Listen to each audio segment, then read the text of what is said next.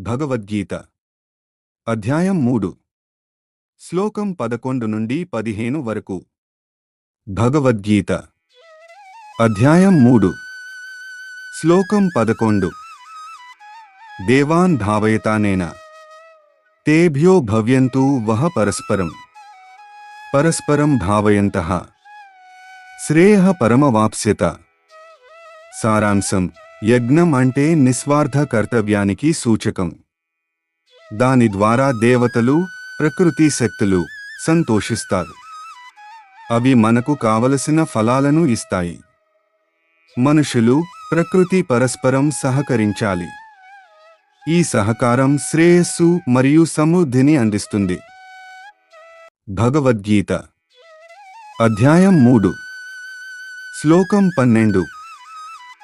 ఇష్టాన్ భోగాన్ హి వో దేవా దాస్యంతే యజ్ఞభావితాః తైర్దత్తాన ప్రదాయేభ్యో యో భుంక్తేస్తేన ఏవ సః. సారాంశం: యజ్ఞం అంటే నిస్వార్థ కర్తవ్యంతో జీవించడం. అలా జీవించిన వారికి దేవతలు కావలసిన వరాలను అనుగ్రహిస్తారు. మనకు వచ్చిన ఫలాలను సమాజానికి పంచడం ధర్మం. ఇచ్చిన దాన్ని తిరిగి ఇవ్వకుండా స్వార్థంగా ఆస్వాదించడం దోషం. స్వార్థంగా భోగించే వాడిని భగవద్గీత దొంగ అని చెప్పింది. భగవద్గీత అధ్యాయం 3 శ్లోకం 13. యజ్ఞశిష్టాసినః సంతో ముచ్యంతే సర్వకిల్బిషైః భుజ్యతే తే త్వఘం పాపాః యే పచంత్యాత్మకారణాత్. సారాంశం: యజ్ఞభావంతో భోజనం చేసేవారు పాపాల నుండి విముక్తి పొందుతారు. జీవితం నిస్వార్థతతో నడవాలి. స్వార్థం కోసం మాత్రమే చేసే క్రియలు దోషానికి దారితీస్తాయి. పంచుకోవడం, అర్పించడం ధర్మం. భోగం మాత్రమే కోరుకునే వారు పాప ఫలితాలను అనుభవిస్తారు. భగవద్గీత అధ్యాయం 3 శ్లోకం 14. అన్నాద్ భవంతి భూతాని పర్జన్యాద్ అన్న సంభవః యజ్ఞాద్ భవతి పర్జన్యో యజ్ఞః కర్మ సముద్భవః. సారాంశం: జీవం అన్నంపైనే ఆధారపడింది.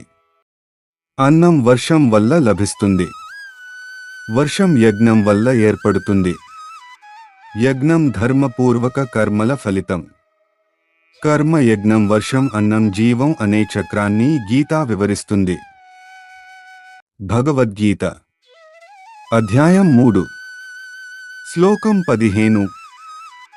కర్మ బ్రహ్మోద్భవం విద్యాత్ బ్రహ్మాక్షర సముద్భవం తస్మాత్ సర్వగతం బ్రహ్మ నిత్యం యజ్ఞే ప్రతిష్ఠితం. సారాంశం: అన్ని కర్మలు వేదాల నుండి ఉద్భవిస్తాయి. వేదాలు పరమాత్మ నుండి ఉద్భవిస్తాయి. అందువల్ల కర్మ దైవికమైనది, మనిషి సృష్టి కాదు. యజ్ఞ భావంతో చేసిన కర్మలోనే బ్రహ్మతత్వం స్థిరంగా ఉంటుంది. స్వార్థం లేకుండా చేసిన పని ఆధ్యాత్మిక పరమార్థాన్ని అందిస్తుంది. ప్రతిరోజు భగవద్గీత శ్లోకాల కోసం మా ఛానల్ని సబ్స్క్రైబ్ చేసుకోండి. ఈ శ్లోకం మీకు నచ్చినట్లయితే మిత్రులతో షేర్ చేయండి. జై శ్రీకృష్ణ.